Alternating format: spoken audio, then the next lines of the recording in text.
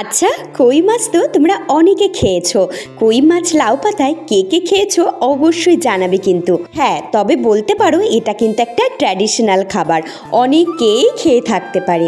আমি কি করে বানালাম সেটা তোমাদের সাথে শেয়ার করি চলো। আমি নিয়ে নিয়েছি সাদা সর্ষে, কালো সর্ষে, গোটা জিরে, গোটা ধনে, আদা রসুন, কাঁচা লঙ্কা দিয়ে একটা মিহি পেস্ট করে নিয়েছি।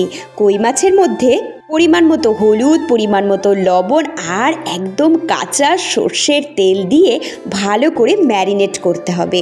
ম্যারিনেশনটা হয়ে গেলে এবার লাউ পাতা ফ্রেশ করে ধুয়ে তারপরে কিন্তু এক একটা করে কই মাছ এভাবে দিয়ে সুন্দর করে মুড়ে নিতে হবে। ওরা হয়ে গেলে সুতো দিয়ে কিন্তু বেশ সুন্দর করে বেঁধে দিতে হবে টাইট করে, যাতে খুলে বা ফেটে না যায়। যদি ফেটে যায় মাছের যে মশলাটা সবটা কিন্তু বেরিয়ে যাবে, সেই তুক সাবধানতার সাথে কিন্তু লাউ পাতাটা বাটতে হবে।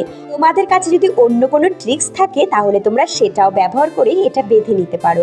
কই মাছটা কিন্তু ভাতেও সিদ্ধ দেওয়া যায়, কিন্তু আমি ভাতে সিদ্ধ না দিয়ে আমি কিন্তু কড়াতে সিদ্ধ দিয়েছি। আর কড়াতে কিন্তু আগে ডাল করেছিলাম তো সেটার মধ্যেই সিদ্ধ দিয়ে দিলাম।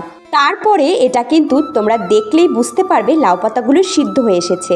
যখন সিদ্ধ হয়ে যাবে নামিয়ে গরম গরম ভাতে নিজে তো খাও, পরিবারের সকলকে একদিন বানিয়ে খাইও। বিশ্বাস করো অসাধারণ হয়েছিল খেতে। তোমরা বানিয়ে আমাকে কমেন্টস করবে কেমন হয়েছিল।